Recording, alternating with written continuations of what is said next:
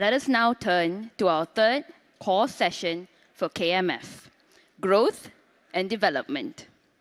To moderate this next session, we welcome Yin-Shao Loong, Deputy Director of Research at Khazanah Research Institute.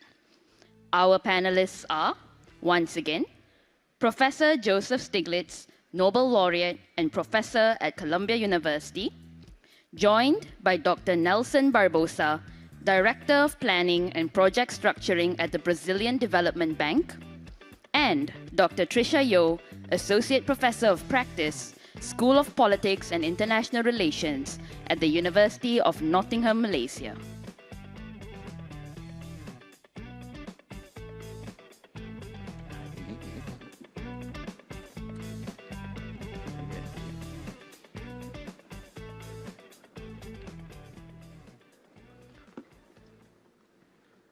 Okay, Assalamualaikum warahmatullahi wabarakatuh.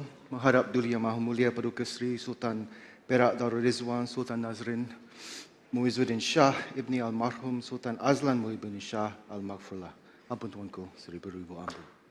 Distinguished guests, ladies and gentlemen, very good morning to all of you. I have a tough act to follow. I think the only way one can outdo a session with Joe Stiglitz is to have a panel with Joe Stiglitz. Not one, but three professors. They've been kindly introduced. I think I should add a little additional biographical note for Professor Nelson Barbosa, who's the former Minister of Finance for Brazil and Minister of Planning under President Dilma Rousseff. And Tricia as well has worked at state governments and many think tanks in the past. Permit me a few minutes to just set the scene for this morning's discussion. The great polymath scholar Ibn Khaldun proposed a cyclical theory of the rise and fall of states and empires. He argued that a key factor was asabiya, an esprit de corps, social solidarity, and the interaction of moral, social, economic, political, and historical factors of a long period of time. It's a bit of an everything bagel kind of theory. Everything matters, but I think today we want to focus on industrial policy. In modern times, this is one of the key factors, I would argue, responsible for a nation's rise or fall. The intentional pursuit of the wealth of nations. The US founding father, Alexander Hamilton, in 1791, argued for state-directed investment to build a domestic manufacturing industry, tariffs, bans on foreign goods, prohibitions on exporting certain materials. He established a playbook that is still in use today. Then as now, the role of industrial policy remains one of catching up to pursue the wealth of nations, and for some, the pursuit of regional dominance or global hegemony. Despite the instrumental value of industrial policy, for many decades since the 1980s, it became the policy that shall not be named, as neoliberalism and the Washington Consensus became dominant. Governments were scolded for picking winners or for failing, as if perfect knowledge was a natural endowment or failure was not a necessary risk resulting from striving for success. Since the great financial crisis of 2008-2009, industrial policy drums have begun to beat louder. We have Justin Lin, Joseph Stiglitz, Hao-Jun Chang, Mariana Mazzucato, amongst many in the orchestra beating those drums. And now, some would say, industrial policy is back with a vengeance. Most significantly, the US has spurned neoliberal doctrine and re-embraced industrial policy for two apparent reasons. The first being national security concerns, to prevent China seizing an edge in defense-critical technologies such as high-end semiconductors. Secondly, what we could call globalization buyer's remorse, to forestall deindustrialization and to win back manufacturing jobs from China. Under Biden, this is focused on clean technology industries and the promise of green jobs. So nowadays, the Washington Consensus is sometimes an orange-haired or a white-haired man standing on a bridge to geopolitical hegemony and the paradise of green jobs and saying to China, "Thou shalt not pass." The resultant US-China tensions have rocked world trade and investment, and we heard a lot of this discussion yesterday. The EU has been thrown into an ideological crisis. Do they cling to market-based ordoliberalism, or do they embrace a US-style Inflation Reduction Act, CHIPS Act, and also contending with China? For upper middle-income countries like Malaysia and Brazil, who trade deeply with both the US and China, there are new pressures, but potentially fresh opportunities from this new world disorder. The ladder of industrial policy has been repeatedly kicked away, but perhaps chaos is a ladder that some of us can climb. And in this panel, we consider whether the industrial policies of a US or a China have room for the industrial policy aspirations of countries like Malaysia and Brazil. What kinds of industrial policies and institutions will work best for such studiously neutral trading nations? And below the level of hegemons and countries, how do opportunities present themselves at the regional level, subnational level, for governments and peoples to climb the ladder of development and to escape or resist this Haldunian cycle of decline, to move from the probable to the possible? So I return to our panel, and I'll sit down. Joe, you've championed industrial policy for well over a decade. I think even from your time in the World Bank. Why is it back now? Is it globalization indigestion? Is it the race for geopolitical hegemony?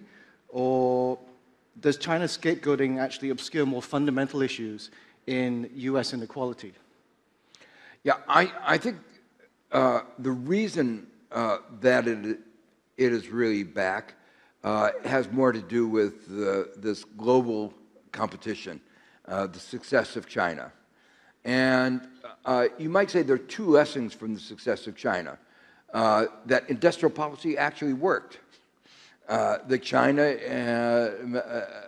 had a framework very different from neoliberalism, and over a period from 1980 to 2015, not that long, a third of a century, was able to grow its economy from one where per capita income was $150, really poor, to in purchasing power parity, which is how we measure, economists measure a comparison of GDP, a country larger than the United States. And actually, not only catching up, but in certain areas actually becoming more efficient than the United States, like in electric vehicles. So I think the national security concerns that you mentioned and the fact that their system seemed to be working better, the failures of our neoliberalism and the successes of theirs obviously raised questions about where we were going. And then climate change made it even more imperative that it was clear that markets on their own were not moving on climate change. So you have a conjunction of all of these working together, intellectual, the need to do something about climate change, and most importantly, this global competition. But let me say one thing about that, because it was driven by the international competition, because it was driven by this kind of fear, it meant it wasn't conceived very well. It didn't ask the question, what kind of economic structure would enable the U.S. to have a higher standard of living over the next 25 years. It was really conceived of as solving two particular problems. If you look at most of our spending on industrial policy, and it's been very, very large. I don't think the IRA, the Inflation Reduction Act, which is our policy about green, was originally thought to be around $350 billion, which is a lot of money. It is now believed to be somewhere between $1 and $1.5 trillion. And the CHIPS Act is in the order of magnitude of $0.5 trillion. So we're talking about a lot of money, and that has raised two very important questions. One, can other countries compete? What does the global landscape look like? And the way those bills got adopted, which was a very difficult political compromise, entailed ignoring all the precepts of the WTO.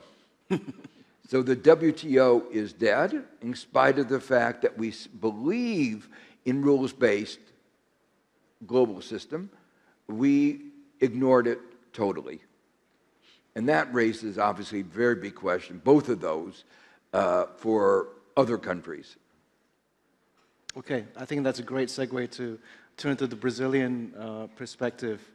I mean, in a way, the WTO became more democratized in favor of developing countries, was precisely why the US began to withdraw. They stopped appointing judges for the appellate body. And of course, developing countries have never ceased to try some form of industrial policy, even when Washington has tried to scold them. So, Brazil, like Malaysia, unveiled a new industrial policy in 2023, the Nova Industria Brazil. And Nelson, how do you see opportunities now coming from Brazil amidst the current global landscape?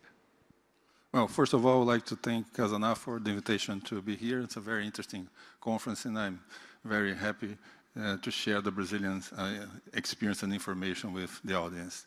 I think there are some advantages for industrial policy in a developing economy because innovation diffusion is already a progress. So you don't have to necessarily go to the frontier of technology. So just the diffusion of basic technology already increases productivity a lot.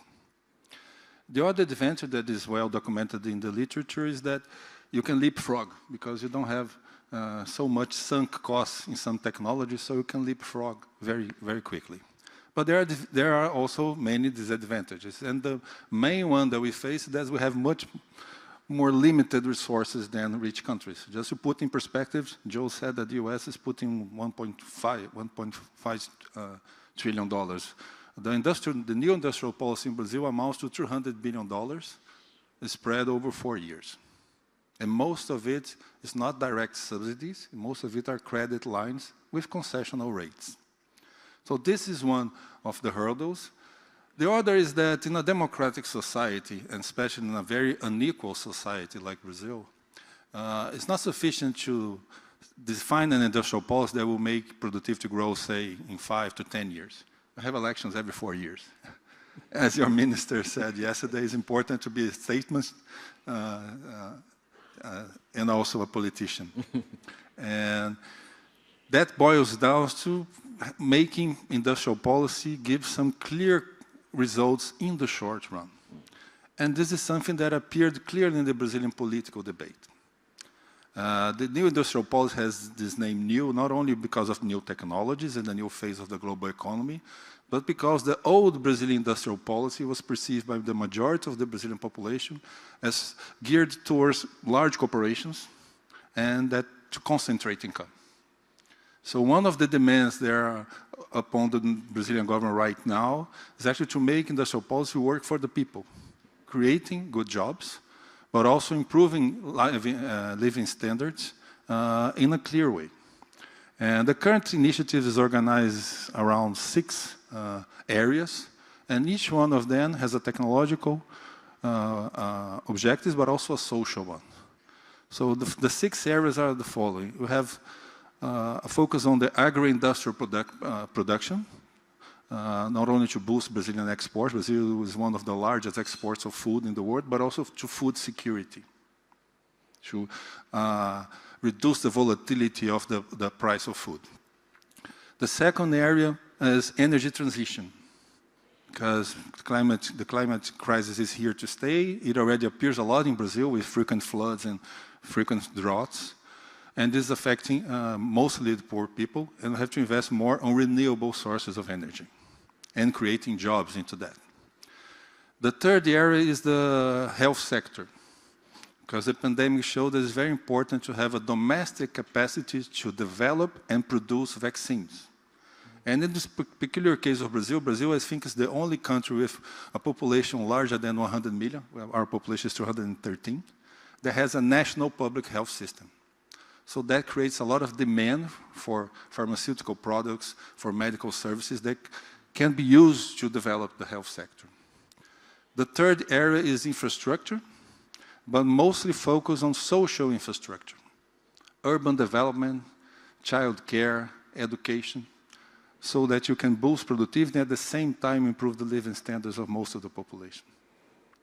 The fifth one is digitalization and technology of information, with more focus on the data services and processing rather than on chips or on equipment, because Brazil is way behind of that. But there's still a good domestic capacity to produce softwares and especially processing services. And due also to the clear necessity of diversifying the geographical basis of the services, this is something that can help. Brazil is the other side of the world in relation to Malaysia, but almost in the same time zone as the US. So that creates a lot of opportunities for information services. There's another concern with defense industry related to the air and space technology. Brazil has the third largest aircraft producing firms in the world, and they compete very, very well with Airbus and Boeing, and especially on smaller jets. And also with cybersecurity. Because most recently, I don't know if the Malaysian public knows, there's been a big dispute between the Brazilian government and X, the former Twitter of Elon Musk. And that created a necessity that you should not depend so much on international web services. You should have at least some domestic capacity to be able to regulate that. And that also involves some sort of national security. Okay, that's very, very interesting. I want to circle back to some of these points later, but first I want to also invite Tricia to give some perspective from the issues of subnational governments, particularly. Tricia. Thank you, Shao, and a very good morning to all of you. Thank you firstly to Khazanah for inviting me to speak today, and very honored to be on the same panel as the distinguished guests here. If you will allow me, Shao, just for 2 minutes, because I have the mic, to respond very quickly to a couple of things that have been said prior to me, and then I'll move on to the subnational work. So I just wanted to say that was a brilliant presentation from Professor Joseph, and I agree with 99.9%. And I'm just going to, touch on the 0.01%. Just a little bit. So I absolutely agree. I think where we have come in the world today, we have seen the excesses of uninhibited and unbridled capitalism, which is what Prime Minister Anwar said yesterday as well. I think that where we are, we recognize the role of the state. The role of the state is present, it's important, it plays the role of regulator. But that can only be true if the state recognizes what that role should be.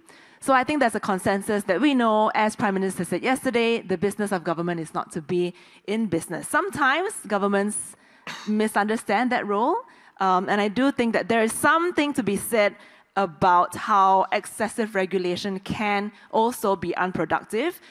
There is such a thing as good policy and good regulation. There's also such a thing as bad policy and bad regulation. Both state and corporate sector can be wrong in some instances. So I think it's fair to say that we can cite bad policy from the states as well as bad policy from corporation. I'll just give a couple of examples from Malaysia, if you don't mind. I think that we all know the negative consequences of having excessive subsidies, for example. And what government is trying to do today is to roll back these subsidies. Subsidies hamper competition. That's one example of a bad policy. Another bad one might be a little bit sensitive. I apologize for bringing that up here. But some of the recent administrations allowed citizens of Malaysia, for example, to take early EPF withdrawals, meaning these are savings for retirement. And what this does is that you have a very limited space for your own income collectively over the years, and in retirement, there can be a retirement crisis. So these are just a couple of examples where state can also make mistakes, but agree that regulation is required, especially if we're talking about things like climate change and environment. Finally, context matters. I think writing from a US context, I would probably write the same book as you. But in Malaysia, I don't think Malaysia is a perfect example of unbridled capitalism. I think our governments have done very well to allow the capitalism to not get ahead of itself. And finally, I think we shouldn't get caught too much in labels and terms sometimes, right? Like context matters. Okay, thank you so much for allowing me that brief response. Thank you. Okay, so this is my area of research. So I look at subnational governments and how that relates to central governments. And so we know that central governments typically set industrial policy for the whole nation. And rightly so, because setting big picture, umbrella vision and direction is good for investors and for the supply chains, right? People know how to react and to respond, what the pursuit is, and they can react accordingly. But if you think about it, where are projects and investments actually being fleshed out? They're being fleshed out in regions, in states, in cities, across countries. Now, there are two ways that this can emerge as problems if the goals are not well aligned between national and subnational levels. One, if central governments are unable to successfully co-opt their subnational governments to a number of reasons. There could be no buy-in. Maybe they don't believe in the same objectives that are being set at the central level. There's no competency. There's no skill and capacity to execute these policies at the central level. Or there's no control, where subnational governments become so independent that they simply don't want to listen to the national governments anymore. And therefore, the second way this can be a challenge is in countries whose regions, states, and cities are highly decentralized. And there's a lot to be said about this. Don't have too much time here. So when they're highly decentralized, they have a choice to do one of three things, right? So they can either A, cooperate with the national government, B, they can challenge the national government, or C, they can decide to create their own pathways. Just go on ahead, and we see examples of that in Malaysia as well. I think the Malaysians in the room know. If subnational governments want to do any of the above to enhance their own positions, and this is especially the case if they are elected in opposition to the central governments, so meaning that they're not politically aligned to the center, they will more likely than not urge for greater decentralization on three fronts. Number one, political decentralization. They want to urge for more elected representatives, state or local. Two, policy or administrative decentralization. They want more policy autonomy. I can think of one such state in the country that's calling for more education, more healthcare. And finally, fiscal decentralization. They simply want more money. How do they do that? They want more transfers from the central government, or they want more powers to raise funds on their own. So even when there's political alignment with the center, they may also want to have their own ideas about how to attract the best type of investments they want, to supply the jobs that their voters want. You see this a lot of the case in the US. Or simply they want to showcase themselves. If they perform better, they get central government attention, they can get more funds, or they want to get local support, especially if they're elected. Sometimes the autonomy is possible, but it's not always possible because there are, I'm getting to the second part of my first intervention on the challenges. And finally, I'll talk about some, I think, case studies, and then I know I'm taking too much time, I'll stop. So challenges will be things like regulatory overlaps. Town and country planning, I'm talking about Malaysia's case. Town and country planning is centrally controlled. Land is state controlled. Education and health is centrally controlled. Public sanitation is state controlled. Industrial regulation is centrally controlled. Control over permits and licenses are state controlled. So you can get a lot of these jurisdictional conflicts, especially as we're trying to think about things like environment, which, by the way, the term environment is not technically found in our federal constitution. Tricia, can I, let's wheel it back and then we can come back. Okay, so the last bit is just about the case studies, and I can talk about examples of where things have failed, where things have succeeded. Yeah, thank you. I want to open up that kind of broader question. I think Joe is itching to respond here. Okay. But I think let's also open up to a question that all of you can address as well, and that's the question of what types of policies, institutions, or even institutional arrangements work best, right? It's not only for maybe the US or Brazil or Malaysia at the national level, but how do they also work at subnational level? Because even subnational governments can pursue their own industrial policies, right? Whether they're aligned or not aligned with those at the center as well. So I think Joe, please. Okay, so let me first reply a little bit to your comments about government failure and anybody who's lived through a Trump administration in the U.S. understands government failure. So let me say that I fully appreciate your concerns about, and I would put it more generally, to be human is to be fallible, and all human institutions are fallible. And that's why in my book, I talk a lot about this issue. We have to have systems of checks and balances, not only within government, but within society. And constantly doing what you were doing and saying, this policy isn't right, it's not working, it has efficiency, equity consequences. And that's part of the important dialogue that we have to have in a democratic society. But we have to understand that, basically, Adam Smith, who said the pursuit of self-interest leads as if by an invisible hand to the well-being of society, he was wrong. And the reason the invisible hand seems invisible so often is that it's not there. And we aren't led to efficiency, we are led to exploitation. And some of the major failures of government have been not to recognize this. So when we look at the problem of the financial crisis, it was because of inadequate government regulation of financial institutions.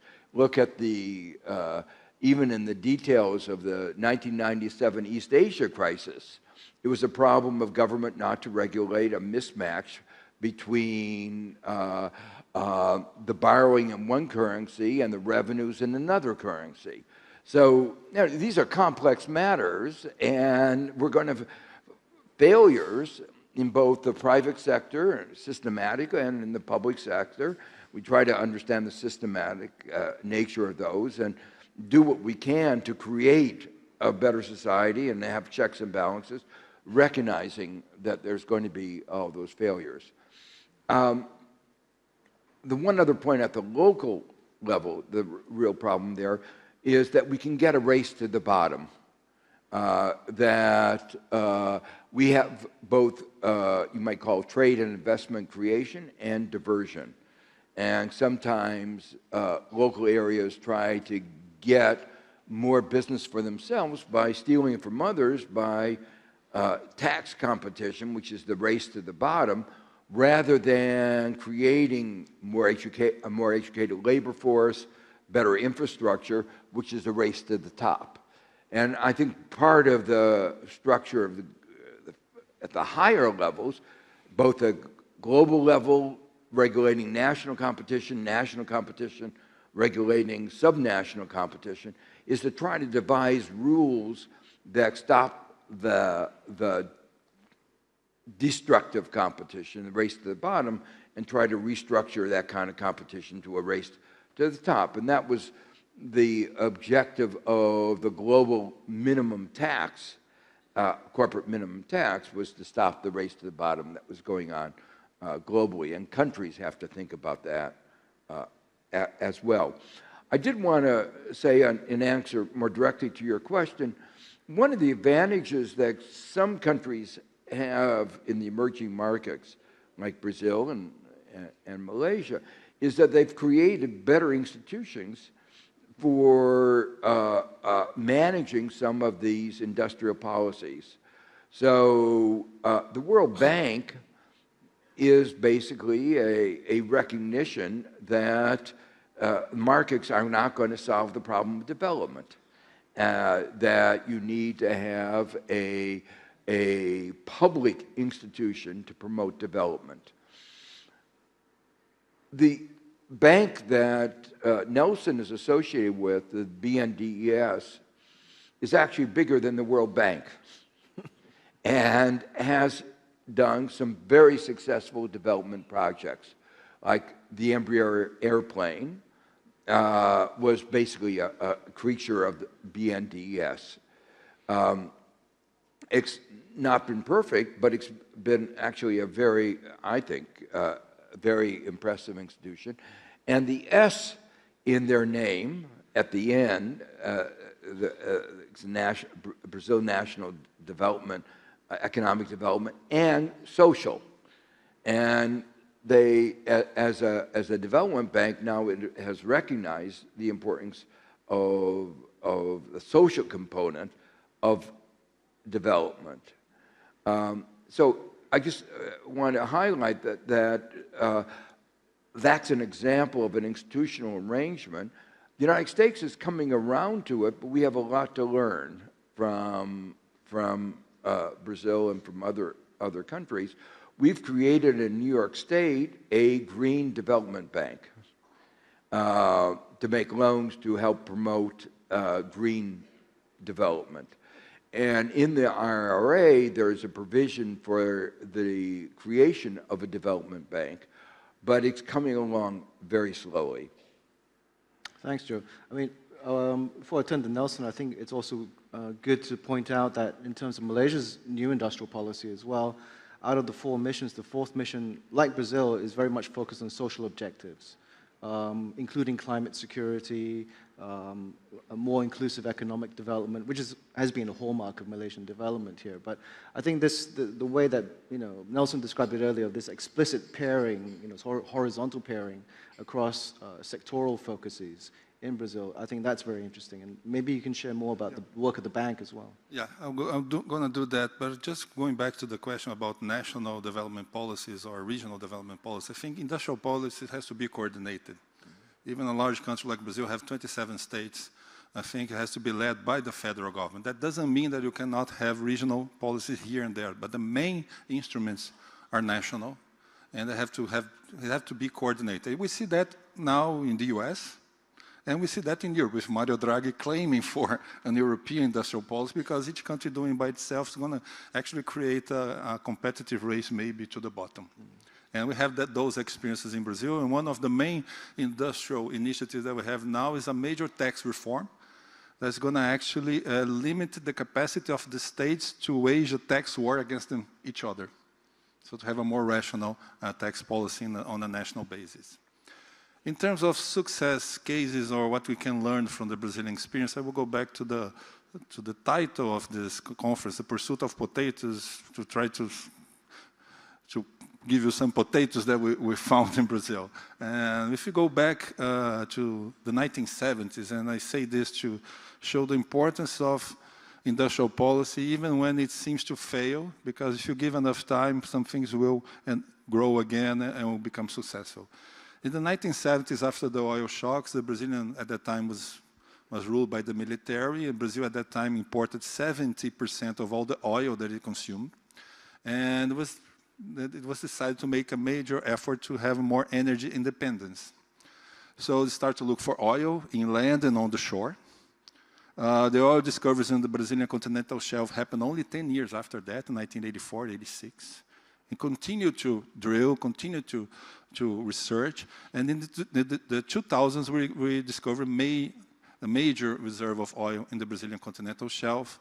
And Brazil now is the 9th oil producer in the world, close to the United Emirates, and probably going to overtake the United Emirates during this decade. There was also a major drive to produce biofuels, ethanol mostly. And there was a big wave of ethanol-fueled cars in the late 70s and the early 1980s, and that failed spectacularly in the late 1980s. But then in the 1990s, some European firms developed what we call the flex fuel engine, which can run on both gasoline and ethanol, and with any mixture. And now in Brazil, 95% of all automobiles can run either on ethanol or gasoline, and we are now doing the flex fuel hybrid car, something that started also in the 1970s. And also to reduce the dependency on oil or gas, there was this drive to build more hydropower plants. Brazil built at that time Itaipu, which was the largest hydropower plant until the Chinese built the Three Gorges Dam, which, by the way, they went to Brazil to see how we built Itaipu and then used the same technology to build the Three Gorges Dam. There's nothing wrong with that. And there was today, Itaipu supplies 10% of all the electricity in Brazil. So that developed some initiatives that started 50 years ago during a military rule, but they became a state policy.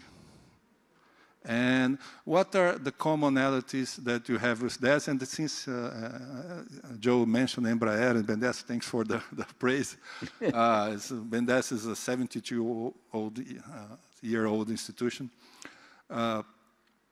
In the case of Embraer, there also was something that was developed by the military. They created the Military Institute of Technology for aerospatial technology back in the 1960s, and they started to develop planes for the military, and then they became a commercial company in the 1980s, and it was privatized. Today is a private company, but still owned mostly by Brazilian shareholders. So that's another success case. And what do we have in common of all these cases? There was a huge investment in human resources. All of them had an industrial or a research institution associated with that, the aerospace institution, the naval and oil institution, the power research, and in terms of Itaipu.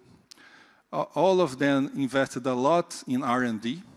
A larger share of the revenue was reinvested in R&D, research and development. And especially for Embraer, for the oil industry, all of them were, from the start, created with an international focus, to be able to export and to compete in global markets, not only to supply to the domestic markets. So there were also some failures which did not have all these three features that I just mentioned. I think your story there, emphasizes on the one hand, the importance of innovation and working and confronting domestic constraints, right? Also, I think it also emphasizes perhaps also the importance of the military, which is sometimes downplayed in accounts of industrial policy. I mean, when we look at Northeast Asian, cases, we talk about the development state and so forth. I think even Robert Wade acknowledged that existential pressures of existence for, say, Japan, South Korea, Taiwan, even China, were also critical drivers to push those states to see some kind of developmental success. Pressures that maybe, say, Malaysia really doesn't face now, and perhaps maybe Brazil doesn't. But I think when we get to this issue of, grasping innovation, I think this gets to what Joe was trying to say earlier in terms of having the right kinds of institutions, right? Institutions that can really take that and then also generate spillovers into the rest of society that the private sector as well as the public sector can benefit from. And this, I think, gets away from what we were talking about earlier in terms of the fiscal constraint, right? Because China and the US effectively don't have the fiscal constraints that emerging economies do, right? We're having to get by on a lot less. The EU, I think, sort of self-sabotages and ties their hands behind their back because of Brussels' fiscal rules. So where do you think we can find productive ways forward for emerging economies if we can't use this kind of fiscal strength of, say, China and the US? Do we double down on institutions and innovation? Is that where we should focus our attention, or do they lie in other areas? So my reaction is, partly to understand that while the United States is spending a lot, the bang for the buck is very low. One of the luxuries of being rich is that you could be more inefficient. And the IRA is not a very well-designed bill. It was, so part of the answer is that if you're not as rich, a middle-income country can do well by being more thoughtful. And that's where developing institutions with real competence, like development banks, sovereign wealth funds that know how to allocate, and educational institutions and research institutions that can, and here, not only specialize on catching up, but the Brazil example really shows that you can get to the frontier. What they were doing in the development of ethanol was, which is making a fuel out of a green fuel, was beyond what the United States has been able to do. I mean, one of the things in the United States, we were trying to catch up with Brazil, and unfortunately, we grew corn rather than sugarcane. And corn turns out to be very bad for making ethanol. So it turned out that we were doing a lot of research on technologies that had negative energy output. We used more energy to produce ethanol than the value of the ethanol. And that gave ethanol a really bad name. But sugar-based ethanol is actually very efficient. So the point I'm really making is that middle-income countries, by finding the right niche, can actually get to the frontier. And China, which has been a middle-income country, in certain areas like EV and certain aspects of artificial intelligence, is actually well beyond the United States.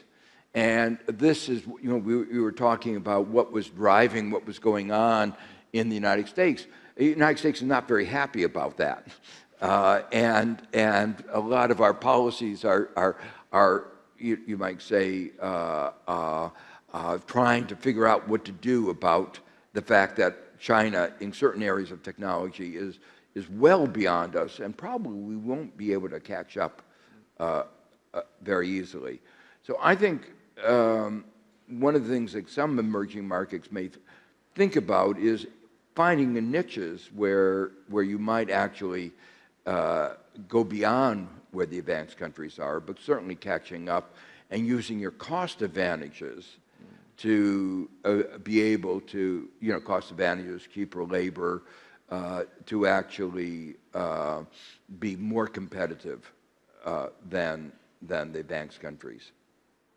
I mean, I guess the question comes then, with the U.S. policy towards China and competing on these particular kind of key technologies, does it have to be so combative, right? Because if the U.S. at the federal level takes this very hard stance against China, it also negatively affects some of their states. Like California, for example, is hugely oriented towards China in terms of its exports. I think China is its third largest export destination. It's a major also recipient for export of services from California. And sort of taking delinking too far would be quite incredibly negatively consequential for probably one of the largest state economies in the country. So what can be done to sort of balance these kind of tensions between federal and state? Maybe this is where Tricia wants to come in. I see you holding the mic. Thank you. I think when it comes to institutions, so we're talking about institutions, and it's interesting that the Brazil case prefers now to focus on a centrally controlled arrangement because of the problems that it's been facing with the states imposing their own taxes, tax is also a conversation that we've been having in Malaysia. We've not gone that far to talk about states imposing their own tax, although that could be a conversation for the future. I want to talk about some examples where focusing at the regional level or the city level actually emerged in successes. So you talked about California, Shao, and California is an example that wanted to go ahead with imposing more stringent environmental regulation compared to the national level. So that's possibly a good example. Another good example would be Shenzhen. Looking at Shenzhen where it is today, from 1980, where it was still pretty much a predominant, about 100,000 people, where it is today. Many people refer to Shenzhen as a special economic zone, also relevant to us because we're thinking of one in another state, in Johor. But I think in reality, Shenzhen is a better example of what is also known as a charter city. So if you see SEZs as quite narrowly focused on certain specific industries, which are set by the national level. Charter cities are cities that are much larger in size, geographically, more able to set up their own institutions, more able to impose their own governance, their own rules, their own, maybe not laws, but certain enactments. And that is a good example of how they can actually escape the legacies of perhaps poorly run institutions at the national level, or cities that had been in place for such a long time that you would take years and years to unravel the poor institutions and the poor governance of those cities. So if you think about states perhaps in Malaysia where they have very poor public transportation systems, how do you unravel these things? So one possible idea is to, if there's an idea of setting up new cities, what are the ways in which you can set up those institutions right at the get-go? I think there's an argument now coming from the South Korean economist Kyun Lee. He's the Schumpeterian, and obviously very obsessed with innovation, and to shift thinking away from sort of national innovation systems to regional innovation systems. And Shenzhen, the Greater Taipei region are amongst the kind of case studies, even Penang here actually in Malaysia are amongst the kind of case studies that he's looked at and compared different outcomes. And Nelson, do you want to say something about these kinds of factors in Brazil as well? It's good to have regional centers of innovation. My point is that in large countries like Brazil, you must avoid this regional competition in terms of taxation and regulation. I think the US has a very peculiar system. Each US state has a lot of independence, and California, if considered by itself, we believe will be the 7th largest economy in the world. So California really drives a lot of the US regulation, but I don't think that experience can be transplanted to other developing countries very, easily. And the other thing is, we talk about the challenges. You have the fiscal challenge, but you also have the challenge of how to integrate, because a successful industrial policy has to increase trade, intra-industry trade, and has to increase the economic integration of the country with the rest of the world. Autarkic policies usually do not work. We have many cases showing that. In this current phase that we see a new trade war between East and West, and for developing countries is kind of a challenge, because to be successful, we must integrate, but we should also avoid taking sides, if you will, because there are opportunities in both sides. And the opportunity for South-South trade, and is enormous, and we can benefit from that. There's some regional integration. I think deglobalization is not a sustainable issue. We already live in a globalized world. There was a quick growth, now it's stalling, but it's not going to go back. Not going to go back to autarkic economies. So the real challenge is to develop a more resilient global value chains. And you cannot have a global value chain that concentrates all the production of ships in one part of the world, all the production of ethanol in one part of the world, all the production of steel or solar panels in one part of the world. It's not only sufficient to be efficient, as your Prime Minister said yesterday. Resilience is also important, and to have a resilient global value chain, you have to have a diversified global value chain. And this is what President Lula has been trying to pursue and convince other leaders in his G20 speeches and international forums, even the US and also China, that for the Chinese model to be successful and for the US model to be successful, they have to be more diversified regionally and globally.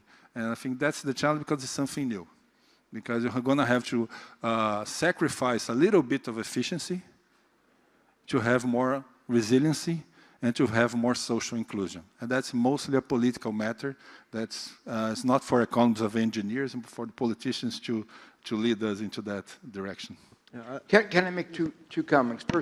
First, in terms of the local autonomy and local development, I just want to reiterate the fact that one has to distinguish between regulatory and tax arbitrage, which is what often goes on. And, you know, we see it very clearly in the United States, a lot of regulatory and tax arbitrage, and what we would call in the literature, you know, investment and trade diversion from real creative creation of new opportunities. So local communities can be very innovative and can be successful, but one has to really have a national and a global framework to make sure that it's of the positive kind and not of the negative kind. The second point I want to make is that the distinction between efficiency and resilience. Actually, if you think about efficiency as the way that it's been defined, it's really short-run efficiency. Really, we should be talking efficiency over all possible outcomes, taking into account risk. And the problem was that what looked like it was efficient, like just-in-time production, was efficient in the very narrow short term, but not really in the long term, because it was a system that was designed under the hypothesis there would be no big shocks. It was very good for absorbing small shocks. But of course, we know that there can be big shocks. And so when we talk about the efficiency of any economic system, we have to take into account how it would respond if there were a big shock. And that's really one of the fundamental failures of the decentralized market economy. Technically, we would say there are not prices of risk, just like there are not prices of carbon. And so if we had a good price of risk, people would behave differently. If we had a good price of risk, Germany would not have become so dependent on Russian oil and gas. But we don't have a price of risk, and so they look for the lowest price gas. And I wrote in 2006, I said in one of my books, Making Globalization Work, this is really stupid. For, you know, Bush may have looked in the eyes of Putin and said, this is somebody I could trust. But any of us who worked with Russia said, looking at Putin, said, this is not something that you would trust. And we now know it was a very, very big mistake for Germany to become so dependent on Russian gas. And that's what will happen if you have unfettered markets. And so you do need to recognize that what we should mean by efficiency is taking into account all the relevant risks that we are likely to face. Yeah, I think you've both made excellent points about, in a way, the new kind of forms of cognition that we need to evaluate our strategies in the post-COVID world, right? Because prior to that, the global economy basically had three nodes, right? It's basically the US, China, and Germany. And now this need for resilience from shocks is requiring a sort of decentralization of the global economy. And that opens up the opportunity for greater South-South trade. I mean, in a way, this is why perhaps Malaysia is looking at the BRICS moment to diversify that. We've got rising middle-income countries in spite of the challenges to catching up. Nonetheless, people have moved up and nations have moved up. And that creates a lot of opportunities. And maybe we need to stop looking north all the time and we need to look horizontally as well. I notice it's question time.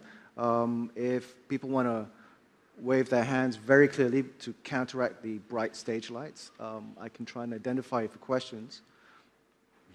Do we have any takers? Yep. Okay, there's one over there.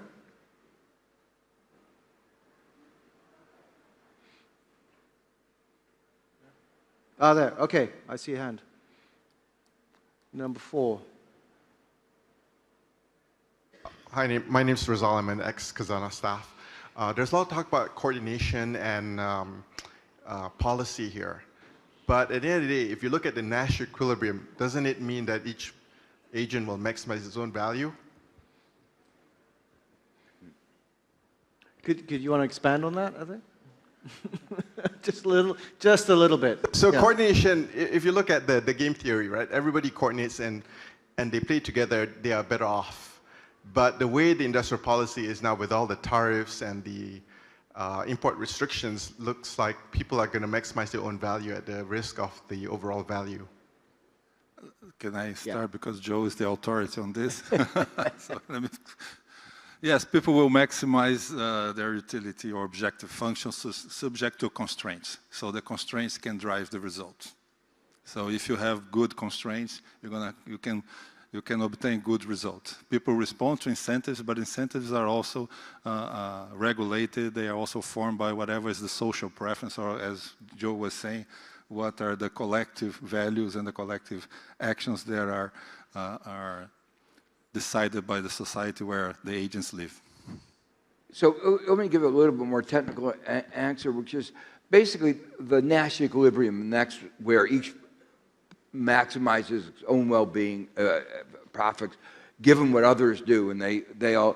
That equilibrium is only collectively efficient under extremely stringent circumstances, which are not satisfied in practice, like perfect information, perfect competition, perfect risk markets, no externalities. And so much of the work in economics over the last 80 years, 60 years, has been to try to explicate when that Nash equilibrium works out well and when not. And it turns out it almost never is. And you can think of industrial policy as an attempt to say, are there limited targeted interventions that can improve the outcome that we get, where each person still is advancing its own interest, but in ways that we've changed either the constraints or the opportunities. Thank you. Number 2 over there. Yeah. Good morning. I'm Ethan from Khazanah. I have a question regarding industrial policy, because there's a lot of talk about, rich countries or countries with money like US or China, right? But industrial policies typically cost money, especially those without any returns. Who typically pays for those industrial policy, and what does it look like in a country, developing nations without much access to capital, especially countries in debt or countries not willing to go into more debt? Well, whoever pays is the taxpayer. If it's the government that's doing that, whoever pays is the taxpayer. And we should be clear about that, should be transparent about that, otherwise people would not feel that industrial policy is being rightly done. But as Joe was saying, you have to consider the short-term cost. There's a short-term fiscal cost. But if you factor in the gains in productivity and the gains in potential output, if you will, that's going to happen. So you have to calculate the present value of the industrial policy. The problem is industrial policy is very risky. So this present value can go all around. But at the end of the day, successful industrial policy will have a net benefit to the taxpayer. Can I say, there are some instances where everybody in society can be better off. Let me give you one example. And that's because partly individuals are not all fully rational. There are coordination problems that I talked about in my... one of the examples of this are the green light bulbs. The green light bulbs were much more efficient than the old incandescent light bulbs. But nobody wanted to produce the green light bulbs because the lamps weren't designed for it. And the lamps weren't designed for it because nobody was buying them. And so in some countries, many countries now, they have developed a law that you have to develop lamps. All the new lamps have to be the green light bulbs. And every store carries green light bulbs. And at least in the United States, the incandescent bulbs are disappearing. And it's saving everybody money.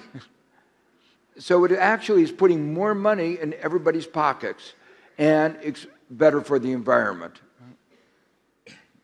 I want to take a last question, but I think we're running out of time. And can I take it? Or Nick says no? Okay. Then I defer to the organizer. My deep apologies for not being able to take the last question, but I would like to thank our panel for such a lively and thought-provoking and rich discussion. Thank you all. Thank you, Shao, Loong, and our inspired panelists. Please, can we invite you to the front to take a photograph?